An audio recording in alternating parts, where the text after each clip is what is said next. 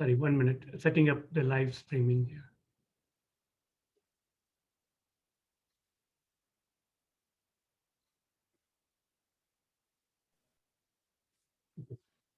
Good morning, good afternoon, good evening, depending on wherever you're watching this from or listening to this.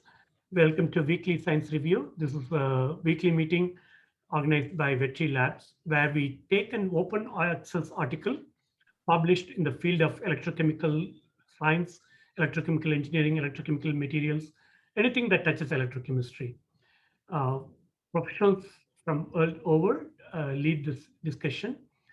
They take the paper and go through the paper first, and then we have the Q&A and discussion. Today's discussion is going to be led by Dr. Ramesh Tangavel. Dr. Ramesh Tangavel is a research scientist at Enarca and Omium. Over to you, Dr. Ramesh. Thank you, Dr. Chuck, and organizing the weekly seminars on behalf of Better Labs and giving opportunity to present the work.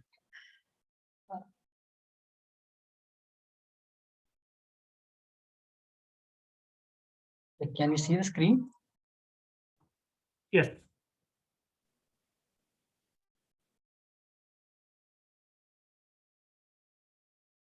Yeah. Today's topic that we are going to discuss is the polysulfide permanganate flow battery using the abundant active materials. The title itself means that they are using the flow batteries and using the abundant active materials to get the real-time battery application systems. And it was published in Journal of Electrochemical Society in 2021. Coming to the brief introduction, so the most of the energy storage has have come through in the past decades due to the high energy storage density. Even the renewable energies, most of them produces energy in the intermittent way, where we have, in case of solar, in only in morning time we'll have the energy that it will be produced. At night time we need to deliver the energy. That thereby the uh, energy storage devices given a more importance to store in the intermittent energy sources. So the past decades, what they do is that they'll use this energy to pump the water from the low line to the high line and reserve it in the dam so that they will get the power whenever they need. That is called the pumped hydroelectric charge. But at present, we are dealing with the electrochemical energy storage devices to store the intermittent energy sources, which is apart from grid, whatever it is getting wasted, it will be stored in these devices to give power at a time where we don't have these energies. So in that case, the lithium-ion batteries were the leading ones, which is ruling the world now. And coming to the next part, because of its cost and the manufacturing ability, the redox flow batteries have been upcoming now to improve the energy density as well as the power delivering capability to meet the requirement of lithium-ion batteries. And compared to the lithium batteries, redox flow batteries have more advantage in terms of cost of active materials. And it's a flow kind of things where we can store the uh, electrolytes in the form of containers, where we have huge restrictions over the lithium storage in the batteries. And the design is very modular so that we can integrate the system very easily so that the energy density of the systems can be improved. Uh, Coming to the redox flow there, the most prominent and well-versed technology is the vanadium redox flow batteries in terms of increasing the power density and energy density and energy conversion. Uh, it is gone towards the cost reduction basis, but still the cost of vanadium, it's incrementally increasing, so that limiting the use of vanadium flow batteries over the lithium batteries. Coming to the recent times, so many kind of flow batteries will be developed. Among them, sulfur manganese battery is also one kind, where we can get the power in terms of nearly equal to the vanadium flow batteries. And in case of sulfur and manganese, these two materials are very inexpensive and it can be easily produced from different sources. In case of sulfur, it can be produced from fossil fuels. And coming to making manganese, the most of the primary batteries uses the manganese oxide. So we can recover those materials and we can reuse it. In that way, the manganese become the inexpensive one. And comparing the production cost, the vanadium production is very low compared to the sulfur and manganese, where the 3 order magnitudes is higher than the annual production throughout the world. So in that case, using this material to assemble the redox flow battery will be much more beneficial over the vanadium redox flow batteries. The simplest reaction which is happening in these interfaces is the reaction between polysulfates and the permanganates. So these things will be reacting together and it will be generating voltage. In case of negative electrode side, we have sodium sulfate, and which is reacting with the, it will be oxidized and it will be producing the sodium sulfate, where we can see the anode reaction and the cathode reaction, where we can overall get the voltage of 1.072 at the max. But when we are coming to the overall cell potential, it will be coming near to the 1.1 volt theoretically, but it is relatively low compared to the vanadium batteries. But still, we can improve the energy densities by optimizing the uh, pH of the solution and rearranging the complexities and the uh, long chain of the, we can use the disulfate and tetrasulfates, those kind of things we can modify so that we can improve the energy density of the system. So this will be not only increasing the energy density, where we can optimize and get the more amount of power density out of the systems. So compared to vanadium batteries, the sulfur batteries, they are given a more prominent importance in terms of cost and the availability of materials.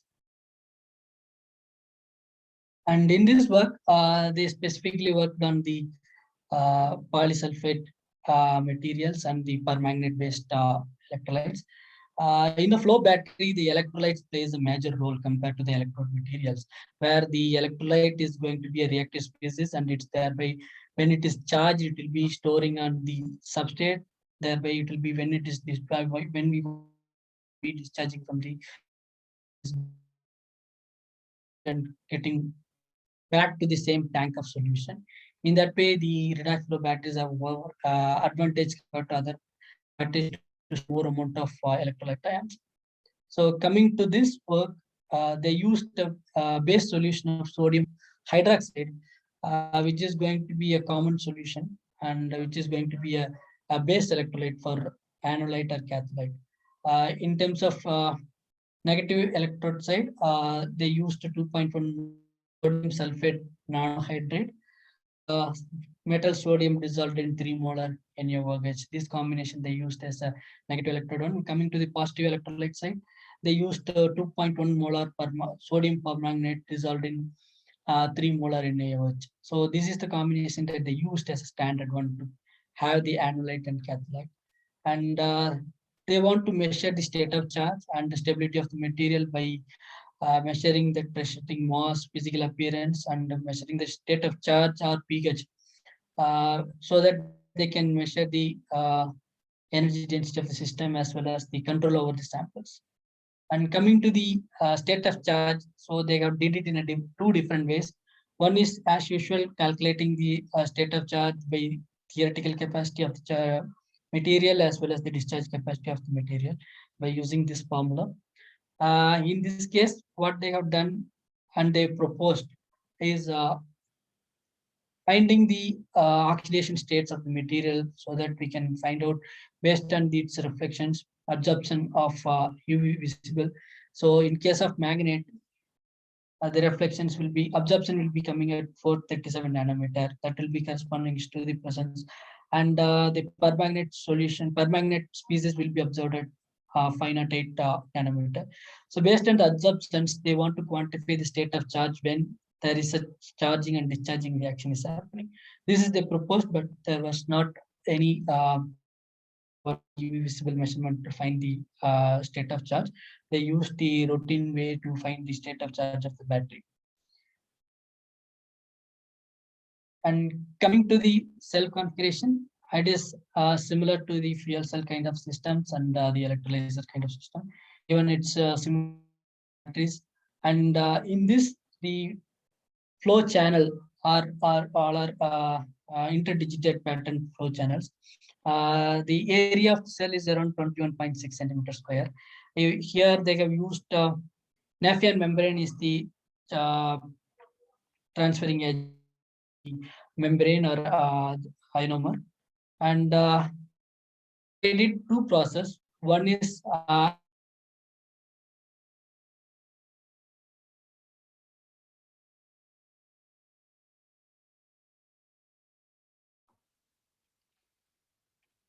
Ramesh, we lost your audio.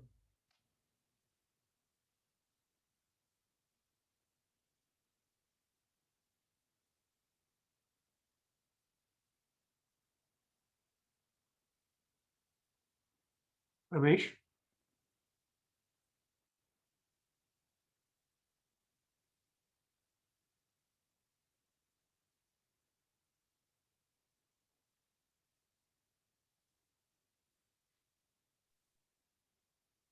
yes, sorry, my connection was disconnected.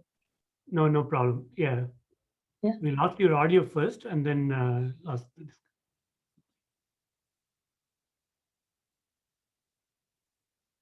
Give a couple of minutes to for Ramesh to rejoin.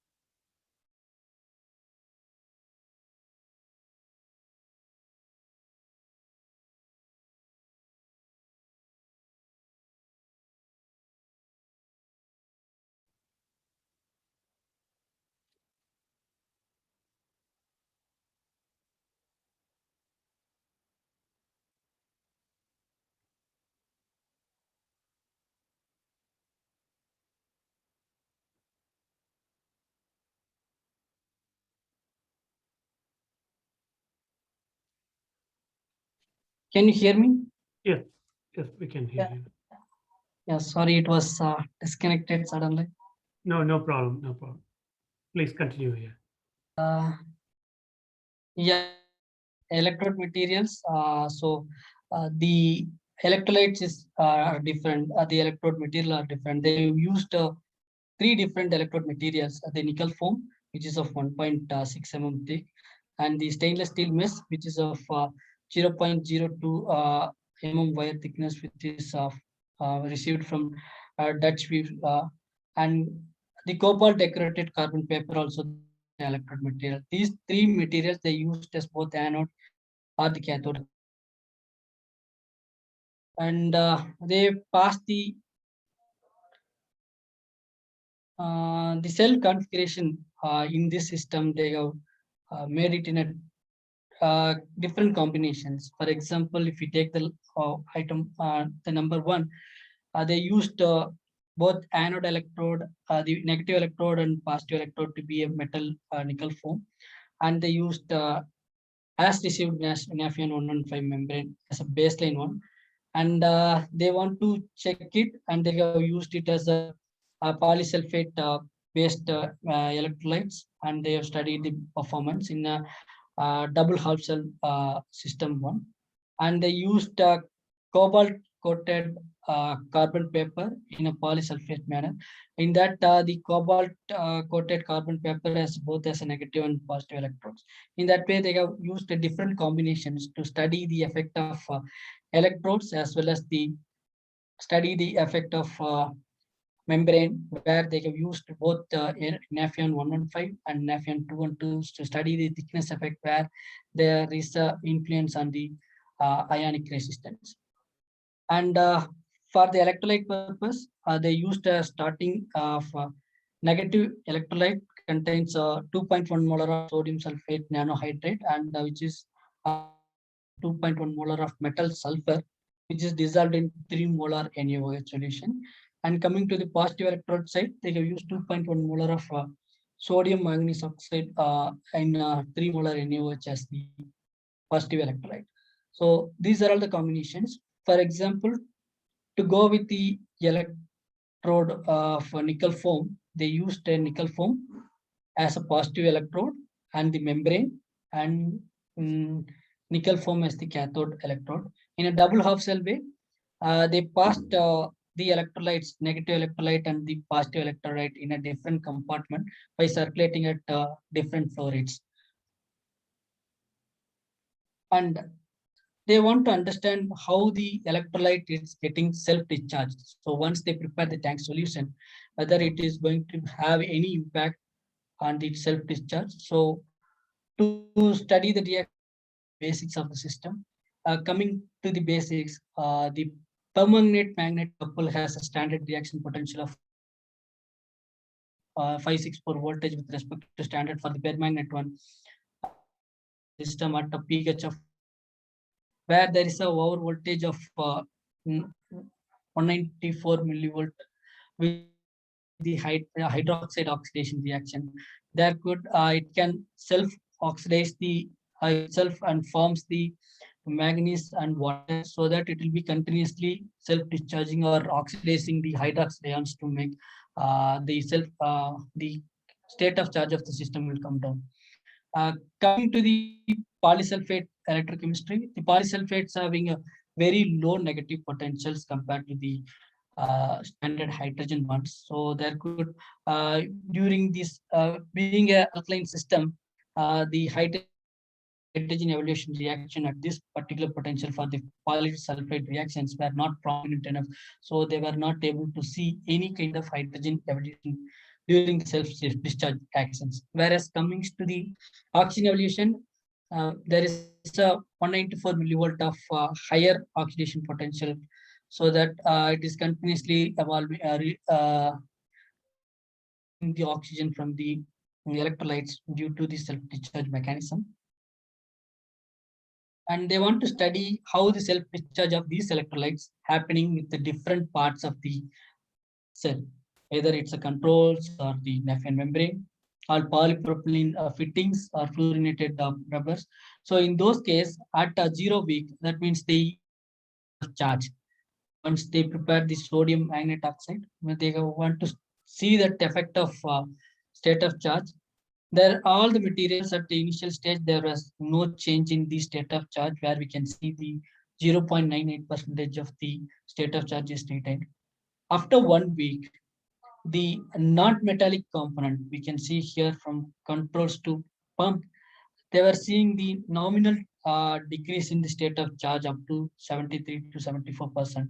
When it comes to metal, it is oxidizing more. There they were able to see the drastic change in the state of charge due to the continuous oxidation of this self-discharge mechanism. And in later 4 weeks, 3 weeks of time, these even the non-metal components also changing the influencing the self-discharge of this material due to the Viton tubings. So most of the tubings that they have used as a Viton ones, so there is a self-degradation at ambient conditions. Thereby, they were able to see a huge change in state of charge after 3 weeks. And they have seen that there is a physical change in the solution on the surface of the electrode material and the discoloration in flow field patterns. So there was no pictures given by the authors, but they were mentioned that these components are significantly affecting the state of charge once we prepare the solution without doing any electrochemical reactions. So these are all the base studies they want to conduct, how the wettability of materials are influencing the state of charge of the system. Coming to the real cell, where we can see the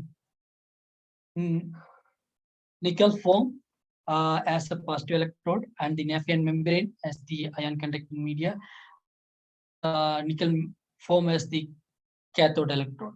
And when they are circulating these positive electrolyte and the negative electrolyte at the flow rate of 40 ml per minute, and they could see that the maximum discharge capacity of 2.08 ampere per hour, and they were able to see a stable discharge capacity of 1 volt, which is nearly equal to their expected value of 1.1 volt, and they were able to discharge up to 0.7 volt where they have kept the cutoff, and they could see that there is a 2.25 ampere hours under these conditions of discharge current, and they were discharged this system at 28 milliamps per square centimeter.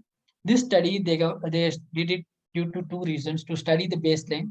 In the baseline form, the nickel foam, which is always stable in the uh, alkaline media. That's why they have taken nickel as a baseline material to do the system. They could see that it is long lasting for higher duration, and the discharge capacity also it is very stable. And they want to do the polarization curve at the state of charge of 50% to see the fast current delivering capacity, where the once the cell is discharged up to 50%, then they have started the uh, polarization curve. That means they will be discharging at 9.25 milliampere per square centimeter for every second from the OCP to the 0.7 volt cutoff, where they were able to achieve a maximum current density of 180 milliampere per square centimeter, and they were able to get the maximum power density of 135 milliwatt per square centimeter, and they were able to see that area specific resistance within the range of 20 to 50 milliampere square centimeter. They were able to see a 2.7 ohm centimeter square. So they were seeing that we are in this polarization curve. They were able to see a linear pattern. They're suggesting that there is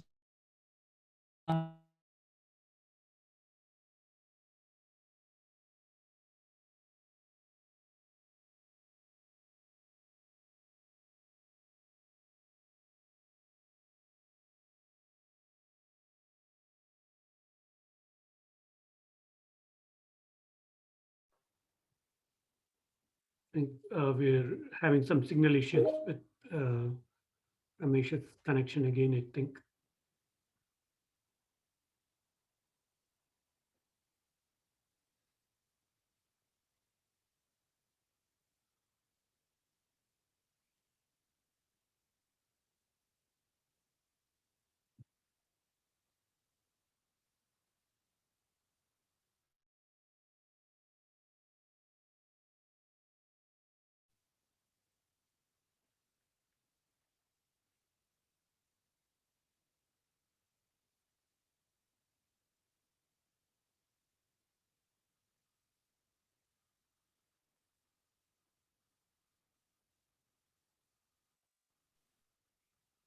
sorry, my internet became unstable.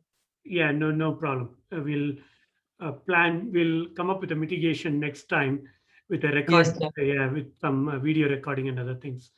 But please Yeah, go ahead. Yeah, yeah. yeah. The major part of resistance contributed from the electrode kinetics and the ohmic resistance, as well as the membrane resistance in the area specific resistance values. And they have calculated the voltage efficiency, energy efficiency, and the Coulombic efficiency with respect to the charging and discharging uh, 25 cycles. The beginning of life, they were able to get a voltage efficiency of more than 80%. When they have stopped it at 25 cycles, they were able to see the voltage efficiency up to 75.5%. And the Coulombic efficiency remains same about 98%, even decreased marginally less than 1% after 26 cycles. And the energy efficiency at the beginning of lifetime, they were able to get 79%, and it is decreased up to 74% at the end of the test. And when they did the open OCP at the fully charged condition, and the discharge voltage up to 0.7 volt, and the discharge capacity also they have calculated. Coming to the OCP, that means fully charged state, they were able to see the voltage up to more than 1.5 volt. And after discharging, the voltage retains above 1 volt up to 50% of discharge. And the discharge capacity, it's varied from cycle to cycle, and it is retained between 1.3 to 1.32 to 1.33 ampere per hour. And they want to see why the voltage loss is happening, and they were able to see that the permanganate species, it's getting deteriorated from the electrode surface, and it is leading to the increase in ohmic resistance. Therefore, they were able to see regress change in voltage efficiency due to the oxidation of the permanganate species. And up to here, they did the measurement with respect to nickel foam. They have to the effect of system without nickel. So they have used a nickel-free system, chosen cobalt coated with carbon paper as a substrate on the negative electrode side, and the positive side they have used done the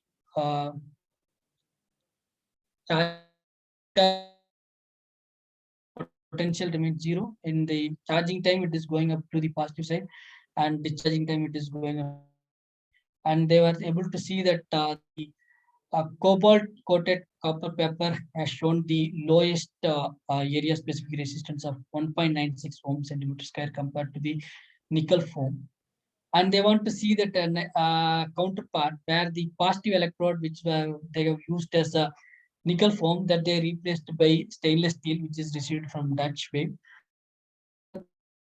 The little bit change in the resistance, which is nearly equal to the nickel foam. So they want to perform the cell with respect to uh, cobalt coated copper paper, as well as the negative side cobalt coated carbon paper, and the positive side stainless steel as a electrode material. They want to go away from the nickel. So in this way, they were able to see that the nickel is eliminated from the system because of its high cost, and they want to see the effect of Nafion membrane. So when they were using the different thickness membrane with the lowest possible 212 membrane, they were able to see HFR value of nearly 1 ohm centimeter square. So in this configuration, they are coming to say that they want to use the low cost electrode material to go away from the nickel to have a better efficiency, to achieve the better efficiency of the system. So based on the study, they have ran the cell with the two copper coated carbon paper on the positive side, and Nafion 115 membrane as received, they used it as a ionomer, and the 316 S mesh they have used as a positive side electrode. When they have done the first charge and discharge, they were able to see that during the discharge time, the nickel foam has shown nickel foam based materials have shown a higher discharge capacity, and they were able to discharge up to 10 percentage of state of charge. And coming to the nickel free system where they used cobalt based electrodes, they were able to discharge up to 20%. That means 80% of it got discharged, and remaining 20% loss was there. And during the discharge time, they were discharged up to 60%. There, they were seeing the higher over potential for the nickel foam, and the lowest possible over voltage for the uh, nickel free based one. And when they got done the polarization curve, they were able to get the nearly equivalent performance of 180 milliampere per square centimeter for the nickel free systems, and the voltage of nickel based system, where they want to see how this is not affected much, and the nickel free systems have showed nearly equivalent performance, but it is still not met the nickel foam because of two reasons. One is that the porosity of nickel foam based system is more than 95% compared to the cobalt coated carbon paper, which is of 85% of porosity. And still they were yet to identify more logical things, where the morphology of the electrode and the porosity of the electrode mostly contributing the performance. They want to study more, so they're still yet to work on the materials aspect and the surface morphological aspect of the systems. And they have studied the cyclic stability of the nickel-free cell, where they were able to see of the cell about 82%, is about more than 85%. It's nearly 87. When it is stopped at 26 cycle, it is around 82%. They were seen a marginal increase in the voltage efficiency in case of nickel-free system because of its higher activity and the lowest ohmic area specific resistance. And the current efficiency also, it is retained about more than 96%. And the discharge capacity also, it is varied from first cycle to different cycles, and they were able to get nearly 1.27 ampere hour per hour for almost 26 hours. And during the charging time and the discharging time, the voltage remains same. The voltage is not gone beyond 1.2 volts, where they were able to where they limited the oxygen evolution reactions. And during the discharge time also, the voltage has retained. After discharging, it is come back to its nominal voltage of 1.05 volt compared to the nickel one. And coming to the membrane part, they have done two different membranes. One is as received membrane, which is soaked in sodium hydroxide for 3 hours. The next part they have done is boiling it in water for 1 hour to make it swell, so that we can have more ion exchange in the membrane scaffold. So in that way, the membrane with the expanded form of Nafion, and they were able to see improved performance compared to the as the in the beginning of life. They were able to get more than 90% of voltage efficiency, and at the end of life also about 20 cycles, they were able to retain more than 85% of voltage efficiency. The energy efficiency also very high compared to all other systems. As we can see from figure C, when they compared with the black line is for the 115 membrane as received, and when it is heated with water for 1 hour, sodium by for 3 hours, they were able to see the highest discharge capacity, and still they were not reached the uh, cutoff voltage, and they were able to achieve higher performance in this world expanded. But when they come to conclusion, they were still yet to identify more, because when it is well, the diffusion of one electrolyte to the other electrode side is going to happening. So they want to limit that one, and still there is a lot of work to do in this expanded. But still, compared coming from nickel baseline and the cobalt and stainless steel based system, and along with the cobalt and stainless steel with the expanded membrane, they were able to achieve higher performance compared to all other things. So in this case, they were able to successfully make the cell with the combination of nickel-free system with the expanded membrane, and achieving more than 90% of voltage efficiency. And they want to see how these components are affecting the performance. They have done some modeling effect, where the electronic ohmic resistance, which is coming outside the system, it is having a less influence on the performance. When it comes to the polysulfide kinetics, where the negative electrolyte is playing a major role, and it is contributing very less importance. And coming to the manganese kinetics, this is also having a equivalence in the voltage loss. And the ohmic loss, which is caused by the membrane, has a huge importance. That is where the ohmic resistance, which they have to overcome by optimizing the membrane properties to achieve to improve the cell performance. And unidentified ohmic loss, this happened because of the dissolution of material and self-discharge of the electrolytes, and the discharge at the interface of the electrodes and the membrane. So there they were able to see there is unidentified ohmic losses happening because of the side reactions, and they were able to calculate with respect to this percentage. It's around 0.12 ohms per square ohms centimeter square for electronic resistance. The major contribution is given by the membrane, so they have to work more on the uh, membrane ohmic part and unidentified ohmic part, where we can improve the performance much further. So that is what they have concluded with the support of modeling and the experimental part. They could conclude that if we work much further on the membrane part, we can achieve much more performance. And to conclude this, they successfully prepared and demonstrated the sulfur manganese flow batteries with the low cost active material with long duration of 26 cycles. And they were able to achieve 50% of state of charge, and the OCP is nearly to 1.2 volt, which is corresponds to the polysulfate species model. And the cell voltage with the combined with the 2.7 molar battery solution given an electrolyte energy density of 43 watt-hour per liter.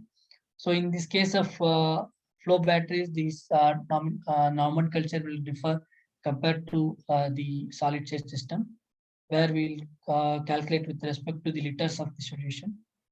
They were able to achieve 43 watt-hours per liter, and they have identified different materials and performed a combination of different electrolytes, and the improved the ionic conductivity of the membrane by boiling process, and they were successfully demonstrated the material. Also, they have found that the components which they have used in the system also making the electrolyte to discharge self compared to the uh, system level discharging. And yes, they finally concluded that the this kind of batteries, the sulfur manganese kind of flow batteries, has more opportunities to improve the performance, and there are more practical problems that we have to solve, and there are more underlying phenomena that we can work further to improve the uh, performance by removing the effects which is caused by the ohmic parts and unidentified ohmic resistance. So this work has done it in a systematic way to demonstrate the sulfur manganese flow batteries, and they were able to do a very good cycling capability up to 26 cycles. Thank Great. you. Great. Thank you very much, Ramesh. That was a very nice summary. I know it's like a very good comprehensive paper, and you did a great job summarizing it. Thank you. And let's open it up for question and answers.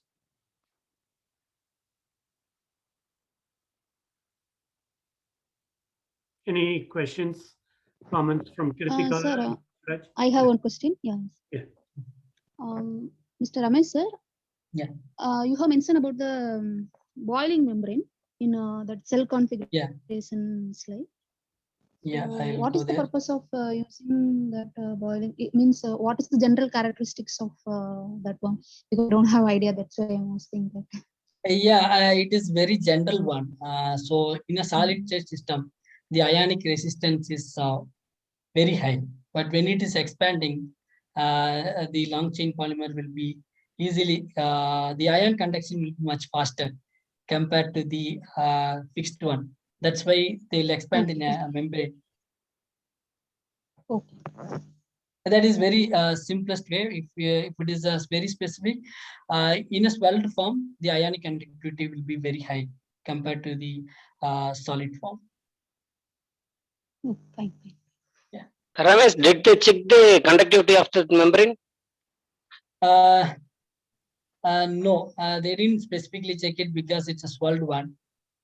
Okay. And it's a common. Common. Yeah, it's a common one, right? So the actual conductivity of Nafion 115 in basic solution it's very, very well characterized. Okay. Probably that's why they did not measure that. Yeah. Other questions? One question I had, Ramesh, is did they comment on hydrogen evolution on the negative electrode? Because it's minus 0.564 versus Yes. standard hydrogen electrode, right? Yes. So did they have hydrogen evolution, and did that contribute to some current efficiency issues?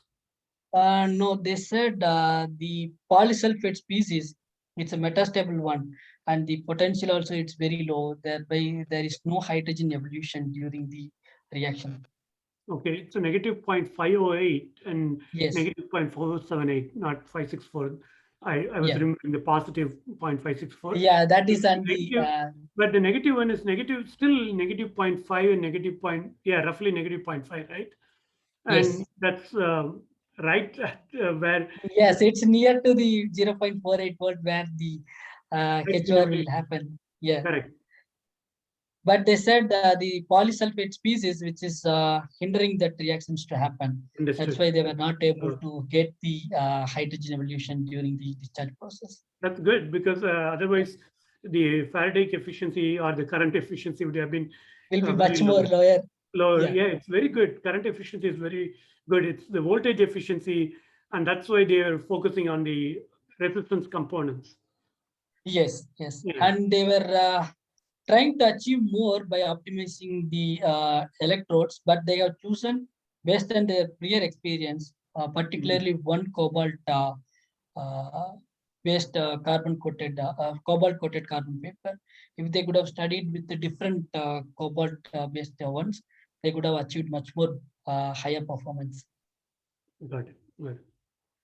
And during this, they mentioned that the self discharge for the long duration and all the reactions that they have performed at short duration, so that they will be retaining the solution's state of charge. So that's why they are able to get more. If they would have left it and do the measurement, means it will be a much lower one. So Understood. the stability of the electrolytes to be improved in this particular environment. Correct. Yeah. Okay. Any other questions or comments? If not, yeah, please go ahead. No, sir. No, Chuck. No. Okay, got it. If not, let's thank Dr. Ramesh again. We appreciate you taking this paper and summarizing it for us and presenting it. So that concludes our recorded session. If you'd like to present in the Weekly Science Review, please send us an email. Please mute. Thank you. So if you'd like to present and lead the discussion, please send us an email, info@vetrylabs.com. Thank you and see you next week.